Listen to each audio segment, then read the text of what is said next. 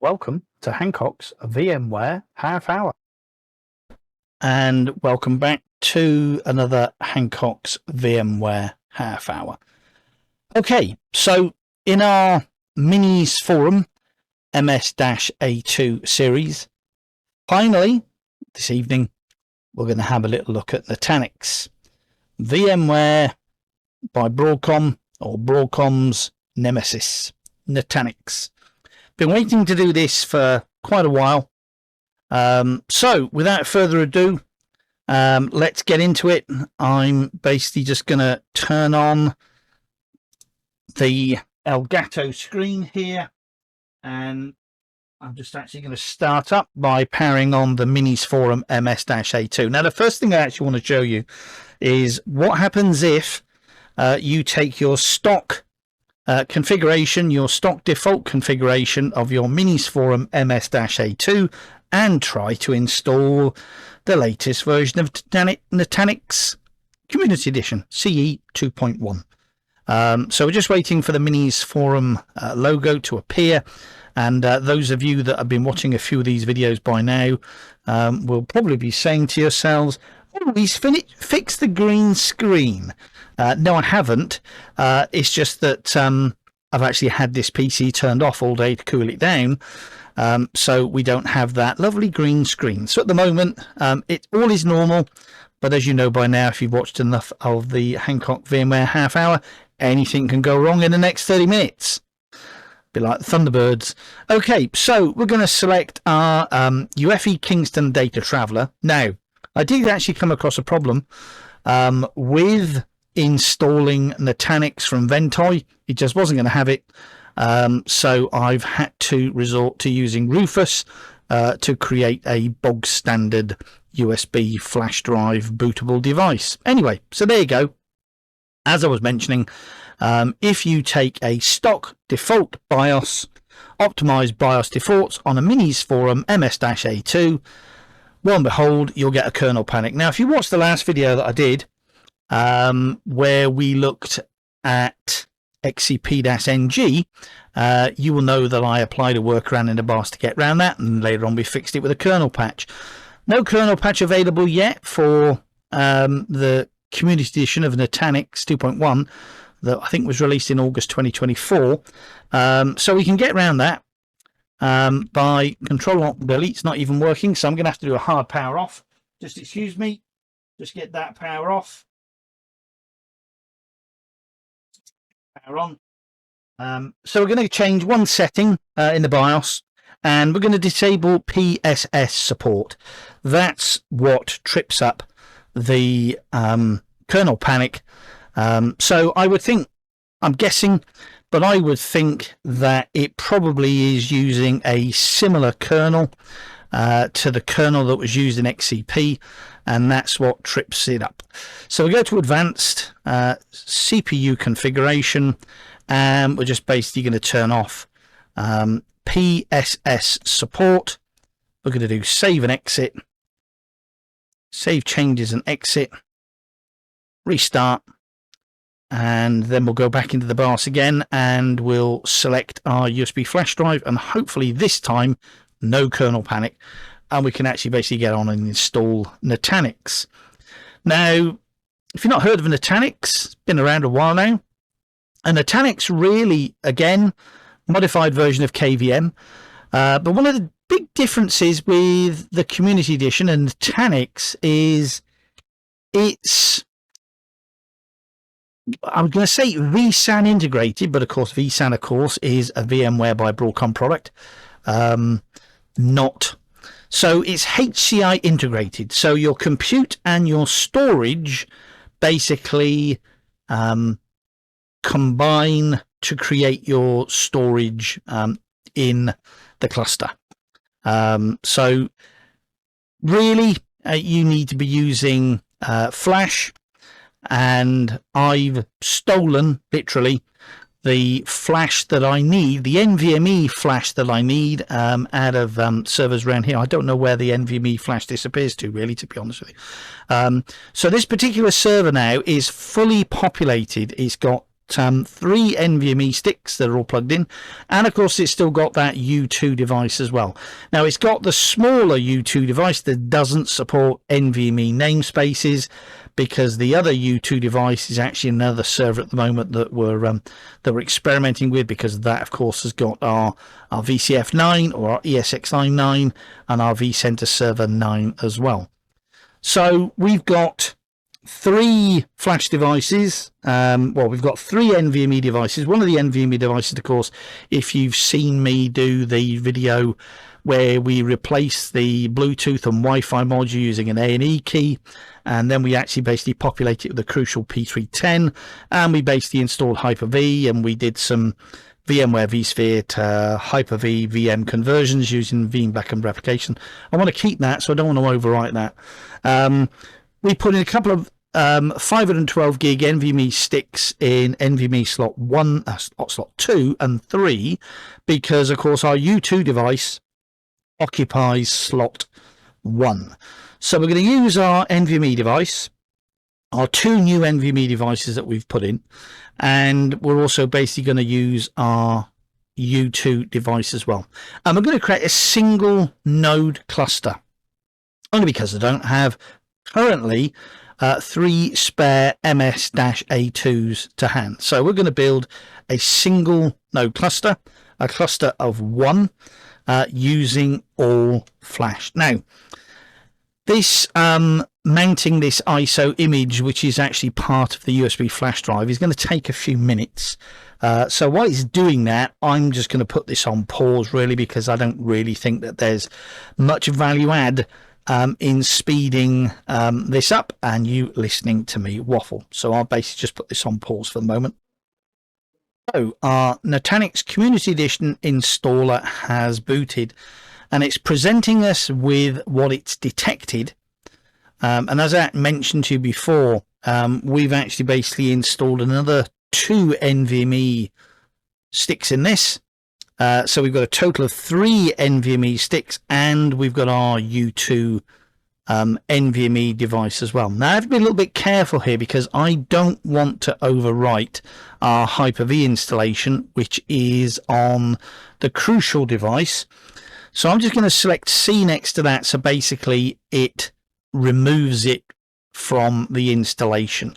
I'm also basically just going to select D to remove that, and D to remove that, and H to remove that, so I can see more clearly where I actually basically want to install the hypervisor, the CVM and the data. Now the CVM is the equivalent of VMware vCenter server. It's an appliance that actually basically runs on the node. So I want to use our U2 device for data. That's where the virtual machines are going to be installed.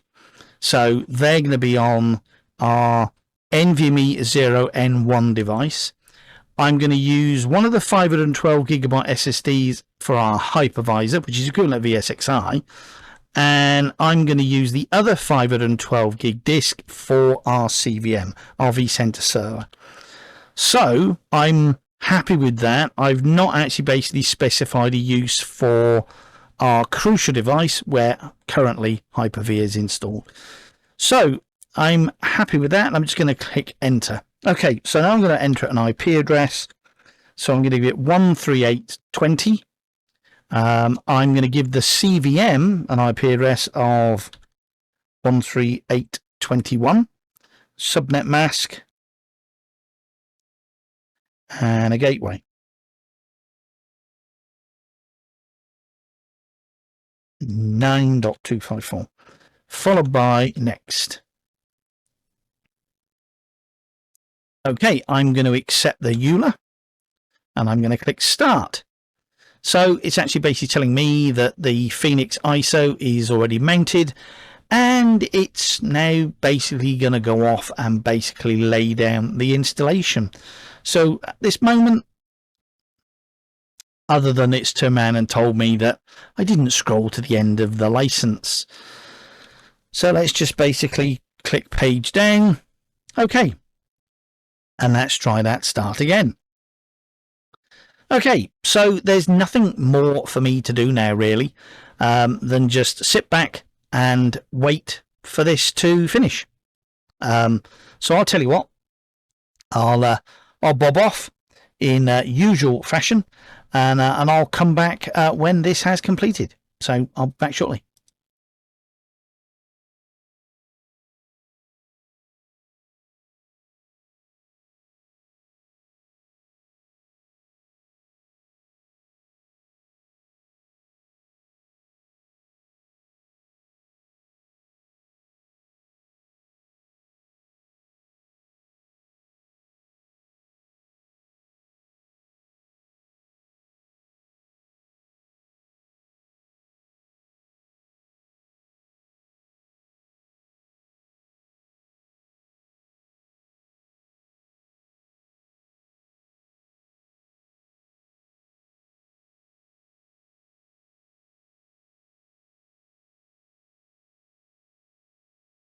So the installation has now finished, so we will reboot the server. So I'll just say yes to reboot, and we'll wait for the... Okay, yeah, so on a real Nutanix box, it would illuminate the chassis LED, but of course this isn't a true Nutanix box. This is a Minisforum MS-A2. So we'll just wait and wait for the post, and then hopefully we'll wait for, okay, Nutanix AHV, and we'll just wait for this to start up. And then we've got some configurating and fettling to do, to turn it into a single node cluster. And then we will be able to log on to the web interface, and then we'll be able to start installing and starting virtual machines. So let's just wait and see if this starts up correctly. So I'll just bob off, and I'll come back when it's started up.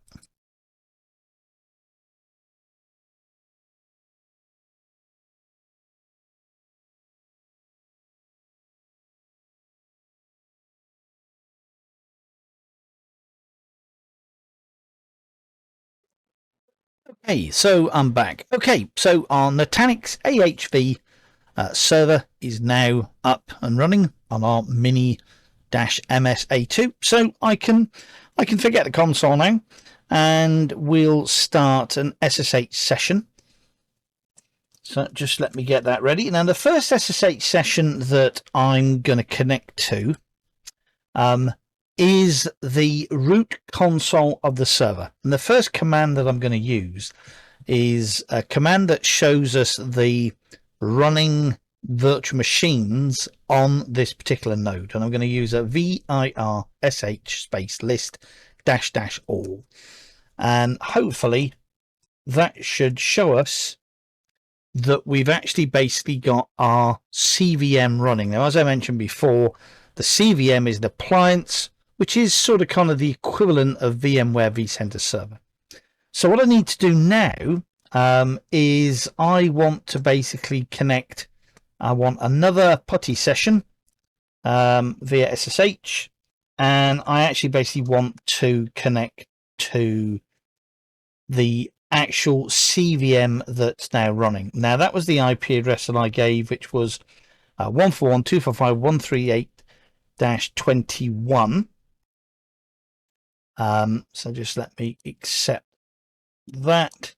And the passwords are published for these. So it's Nutanix, Nutanix, and the password is Nutanix/4u, and the password is root, and the same password for, there we go. So there's our SSH session. And what I'm now going to do is I need to run some commands. And again, you don't have to write these down. I will basically put them on Git for you. So the first command that we need to run actually tells us how we're creating the cluster. Now, so that's cluster space -s space 141.245.138.21 -- redundancy _ factor = 1 create. Now, if we had two data disks, we could actually basically use the redundancy underscore factor equals 2. But in this particular demo, we've just used one data disk. I just lost my SSH session there for a bit. So I'm basically just going to hit enter. Now, one of the things about creating a one node cluster, which for demo purposes is completely fine. If you had an extra flash drive, then you could basically use the redundancy factor underscore factor equals 2, but you can't expand this. You cannot add any more nodes. So if you actually basically want to create a cluster of 3, then you're going to have to destroy this one and create a cluster of 3. If you've created a cluster of 3, then you can add additional nodes into it. So we'll just have to wait for this to complete before we can actually basically use a command called cluster space status that will actually basically show us the status, obviously, of the cluster. So I'm just going to basically, I'm just going to pause and we'll wait until we get the prompt back and when we can do a cluster space status. And that's what we're waiting for, a success, and everything's up. But we can use the cluster status command again. So if I basically just use cluster status, and what we're actually basically looking for there is that all the services are up. So the CVM 141.245.121 is currently up, Zeus leader, and all these other services are now up as well. Okay, so a little bit more fettling. So we want to basically give the cluster a name. So we use the command ncli space cluster space edit dash param space new dash name equals, and we'll call it Cyrus dash Nutanix. We're going to basically add some DNS servers, and again using the same command, similar command, ncli space cluster space add dash to dash name dash servers equals 141.251.138.112. I'm going to change that to 113 because 112 basically goes on the bonk every now and again. So we're going to add that name server. Of course, we've got a couple of other name servers in there as well, 8.8.8, 8.8.44, and we can remove them later, and we'll do that. And we want to give it a public IP address. So again, ncli space cluster space dash set dash external dash IP dash address space external dash IP dash address equals, we'll basically just give it a 141.255.138.22. So if you had a cluster of 3 nodes or 4 nodes, then you'd access the cluster all the time using 141.255.138.22. You wouldn't actually basically use 21 or 20. And then finally, we want to add an NTP server. And we do that by basically using ncli space cluster space add dash to dash NTP dash servers equal 141.255.137.52. And I'm going to hit enter on that, and we can remove those others in the pool as well. OCD has got the better of me, so I really actually wanted to tidy up these domain servers, DNS servers that are operating outside of our network. So I'm going to use an ncli space cluster space remove dash from dash name dash servers space followed by servers equals and the IP address we want to remove. So in that particular case is 8.8.8.8, and I want to do exactly the same with 4.4, and I want to remove that. And now I'm going to add back our flaky DNS server here in the lab. So we've got both our name servers added now, 141, 245, 138.112 and 141, 245, 138.113. And I'm doing slightly different command. Again, you don't have to write these down. I'll put them on Git. So ncli space cluster space remove dash from dash ntp dash servers equals and 0.pool.ntp.org. And I also want to remove one as well. And I want to add back one of the NTP servers that we're using here in the lab, which is 54. And that's it. That's it. Now I'm going to call it a night here, and I'm going to come back in the morning and we'll finally complete this particular installation and configuration, and we'll install that virtual machine for testing as well. So good night for the moment, and by the power of video editing, we'll be back bright and early tomorrow morning to carry this on. Well, it's the morning after the night before, and here you find me at just using a web browser, and we're basically connected to cyrus-nutanix.cyrus-consultants.co.uk. So all I've done is given the IP address 141.245.138.22, which was the public IP address for the cluster. I've just given it an FQDN or a host name. So advanced, proceed, and we're going to get the lovely Nutanix Community Edition sign on. Tell you what I'll do. I'll just zoom in on that a little bit so you can see. And let's just lock that.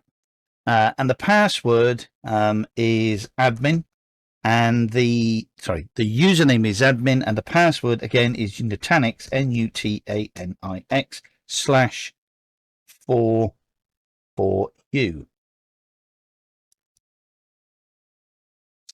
and hopefully that's going to log in. Okay, so now it's obviously prompting us to basically change the passwords. I'm going to give it another super complex password.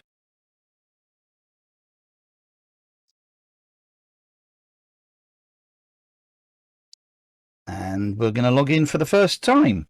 So let me just zoom out so you can see the full screen. Your password has been updated, redirecting you to the login screen. So now we've got to log in again using that new password. Now, overnight, I did actually basically see that there were some... now, I do actually already have a Next account, which... I think if I just log in using my 1Password, then hopefully it will pick up the, it says. Okay, let's just have a little look here at what the password is. Okay, so I'm logging in with my Next account, and this is the first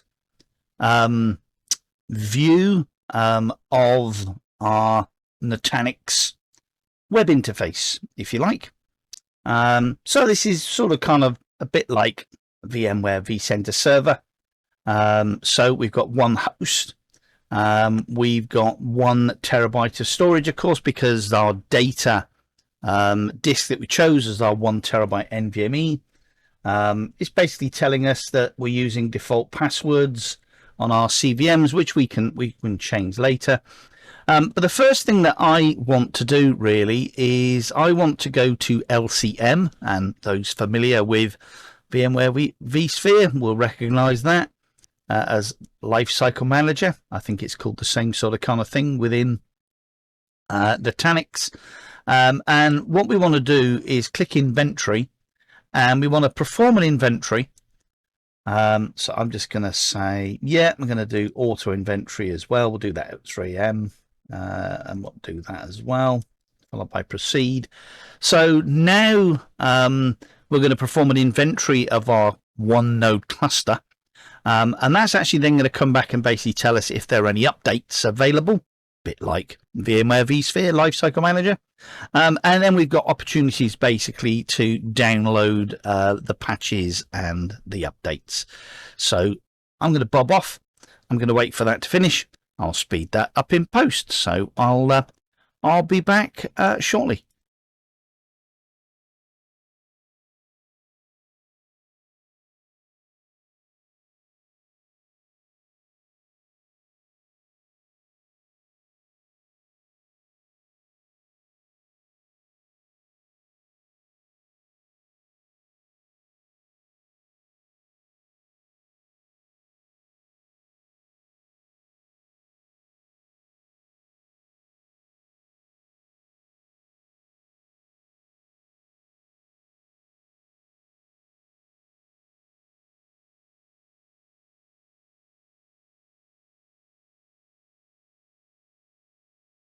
Okay, I'm back. Okay, so our inventory has been completed.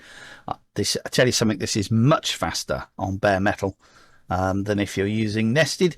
So if you now look, we can see we've got a 5 next to updates, software 5. So we can actually basically have a little look what updates that we've actually basically got available. So I'm just going to tick all. So I'm going to update the AHV hypervisor. I'm going to update AOS. I'm going to update FSM. I'm going to update Foundation, and I'm going to update NCC. And so we've already, the NCC checks have already been completed, but we can run them again and see what checks fail or pass. So again, I'll put this on pause and I'll speed all this up in post.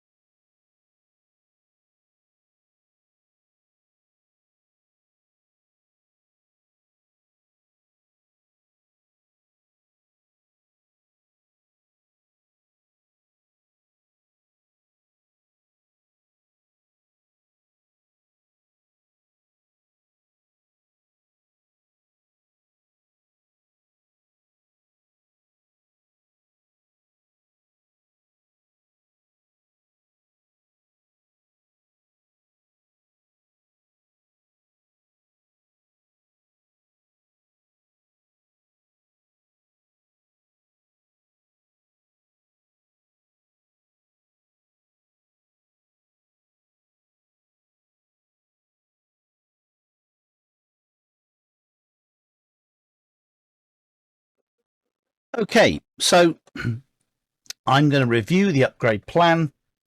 So we're going to upgrade the AHV hypervisor to a later version, as we can see there. We're going to update AOS to 7016. We're going to update FSM, Foundation, and NCC. So I'm just going to click Next. Okay, and I'm going to click Apply Updates. Now, upgrading to Prism Central is a paid function. And of course, this is the community edition, so we don't have access to that. So I'm just going to click Apply 5 Updates. And I'm basically now just going to bob off again. And I'll come back, speed all this up in post, and we'll just wait for our Nutanix single node cluster to be updated correctly. So I'll be back shortly.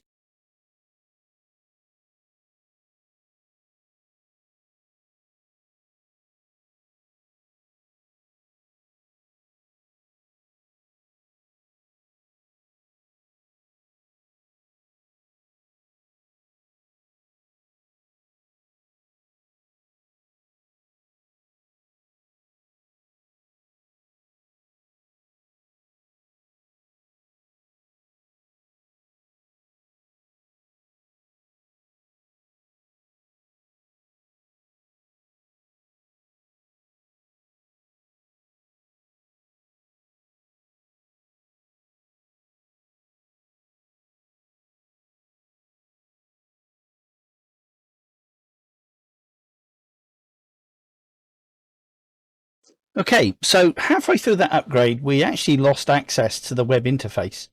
And then the session timed out. And I'm actually having a little look here now, and we've got lots of all tasks. We've got 9 green ticks or spots that actually basically state that everything completed successfully. So I'm just going to basically have a little look at LCM, and I'm just going to basically do an inventory again, although I'm just actually having a little look here. So update time August 24th 20, that's okay. We're updated there, we're updated there, we're updated there, we're updated there. Okay, so despite the fact that we actually lost access to it, and I suspect that because we're actually basically running single node, single IP address, and it restarted some of the services, then we actually basically lost access to the web interface. If we'd had more than one node, or 3 nodes or 4 nodes as recommended, then we wouldn't have actually basically seen that. But anyway, so we are now updated. Okay, so I've just got to disappear because I've got to go and feed the cats. It's lunchtime, and we'll be back, and we will carry on by creating our first virtual machine. So I'll be back shortly. So I'm just uploading the Windows Server 2025 ISO to effectively the data store in Nutanix. I'll show you how to do that when we upload a smaller ISO file, the virt ISO, which has basically got the drivers on it that we're going to need for our VM. So I'll do that shortly. So to upload an ISO. Now, if you watched the last video where we looked at XCP, no, sorry, it wasn't XCP, it was Proxmox. In Proxmox, we needed to download the, if you like, the equivalent of VMware tools, the virt ISO for the drivers. So we need to do a similar thing with Nutanix. So I've already downloaded the ISO file, and this is how we upload it. So we go to the cog next to your login name, next to admin.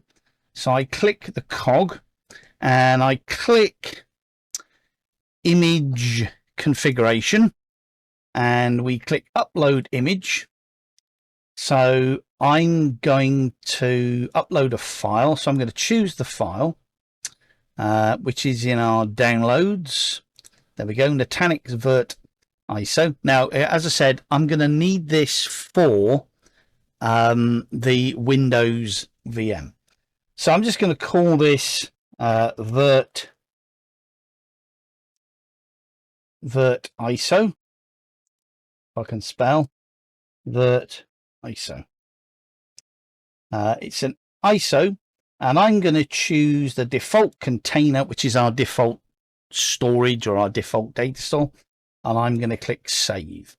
And then we'll see the creating image up here, and we'll see a percentage, and there we go. There's our virt ISO, actually basically there, that's been uploaded. Now if I just do refresh, or if I just actually go back to,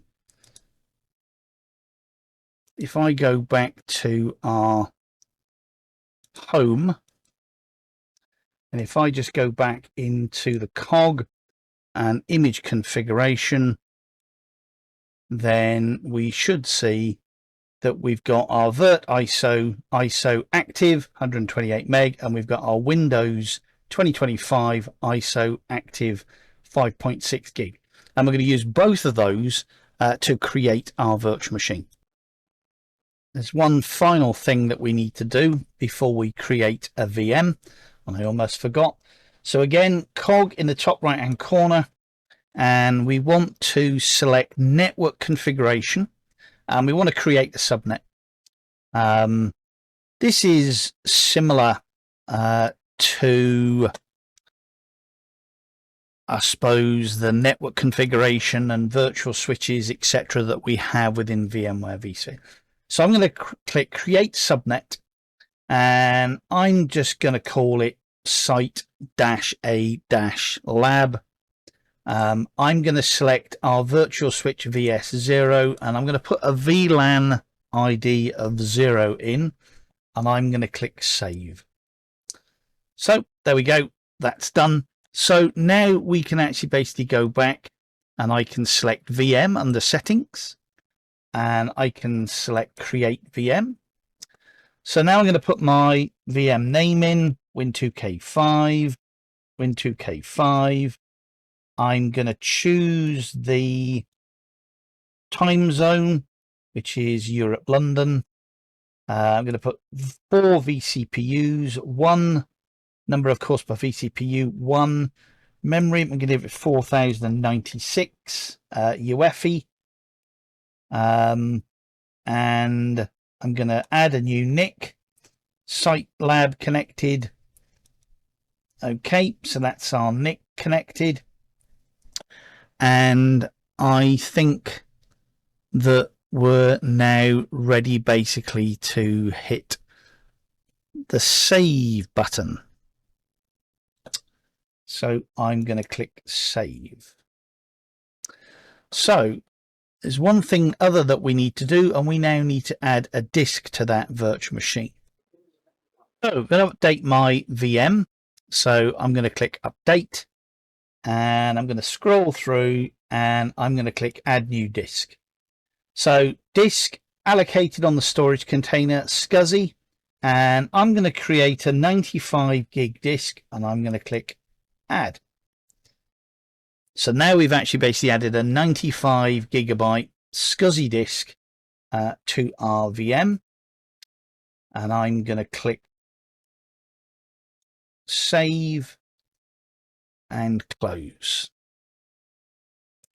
This puzzled me for the moment because I wasn't actually paying attention.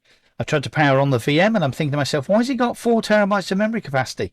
And of course, this is gigabyte, and I put 4096. So I didn't actually manage to mean to give it 4 terabytes. So let's just correct that and just do a refresh. Okay, 4 gigs. So now we can right click and we can power on. And hopefully once the machine is actually powered on, we can actually basically launch the console. Now, I've also added another CD-ROM drive because I'm going to do the same trick that we did in our Proxmox video, where we're going to mount the Virt ISO on one CD-ROM drive. We're going to mount the Win2K ISO in the other CD-ROM, and then we should have a seamless installation. Okay, so now I can launch the console. Let me just maximize that bit. Tell you what I'm going to do. Let's just see whether or not I can try and do this again. And we'll lock that off there. Okay, so here we go. This is what I actually said, and I'm going to mount some ISOs now. So the first one, I'm going to basically use Windows 2025 in my IDE 0 because that's the one I wanted to boot from. And then I'm going to mount the second ISO, the Virt ISO, which has got our drivers on, in the second CD-ROM drive. So this will give hopefully a seamless seamless installation. So if we now if we hit okay, and there is our Windows Server 2025 ISO booting. Now this is definitely booting a little bit slower than what we've seen in the past, but I would have thought it was a bit faster than this. You know, this is bare metal. The ISO is on an NVMe drive.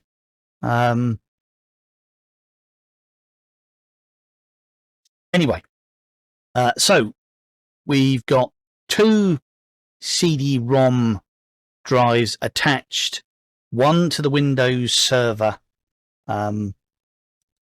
ISO, and the other is connected to the virt ISO, effectively the VMware tools equivalent ISO, which has got the drivers on.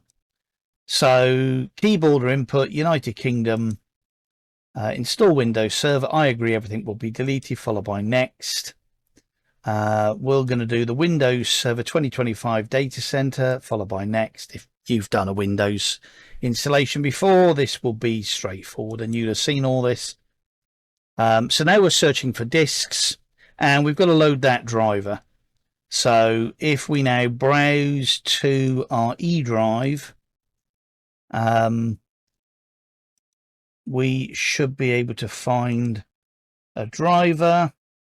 That's interesting because there's not one for Windows 2025. So let's have a little look.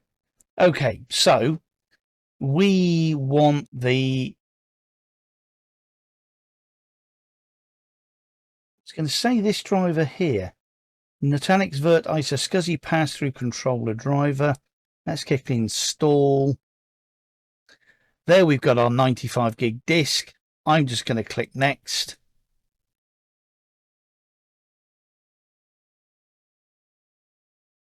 Install Windows 2025, keep nothing, and I'm just going to basically click install, and you would have seen one of these before. So I'll wait until the installation is completed. I'm not going to speed this up in post, and I'll come back when it's been completed. And there we go.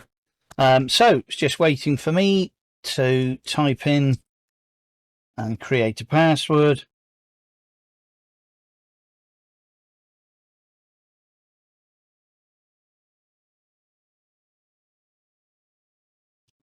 And now let's just send a Control-Alt-Delete, followed by login.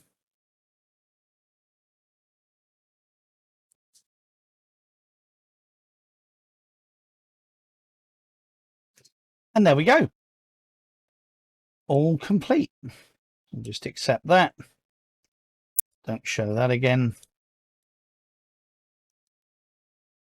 Windows Server 2025 running on Nutanix Community Edition 2.1, running on a Minisforum MS-A2. So if we just zoom out again, then we can minimize the console, and we can actually basically have a little look here. This is the host that it's running on. We've got Minisforum MS-A2, the IP address of the virtual machine, 4 cores, 4 gig of RAM, 95 gig of storage, and the CPU usage and memory, and the IOPS and controller bandwidth are all basically shown as well. Got a little error message up there. Powering on the VM, of course, which was when I stupidly allocated 4 terabytes or 4096 gigs, which is 4 terabytes. And of course, Minisforum doesn't have this. So again, I can launch the console.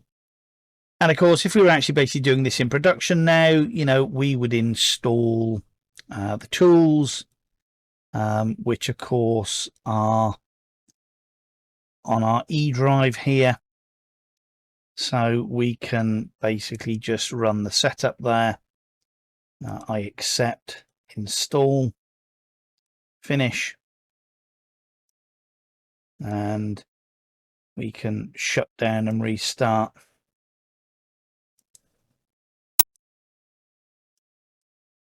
And then basically we've got the equivalent of VMware tools actually basically running in our guest as well. So that's it.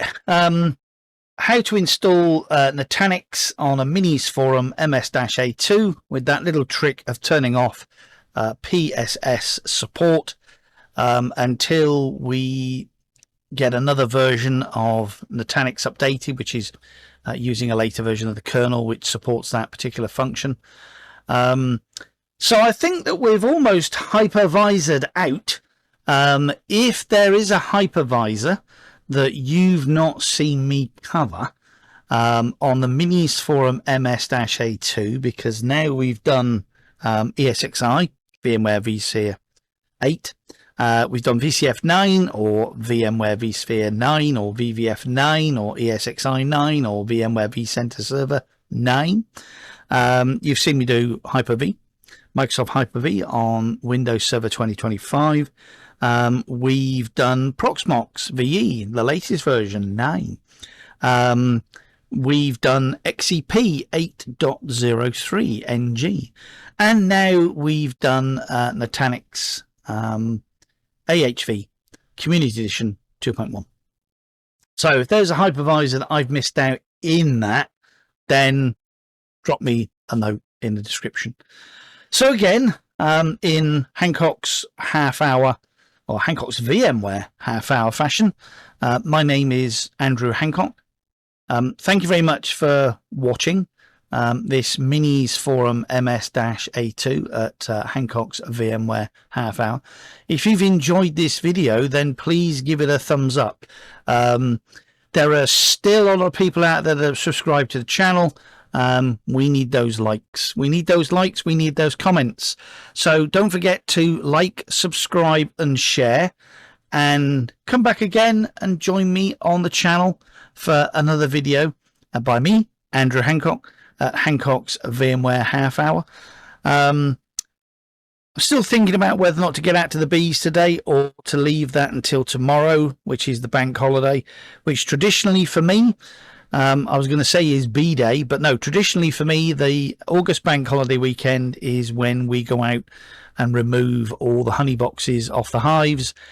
And sadly, it signals the end of another beekeeping year, where we will start putting the bees to bed for the winter.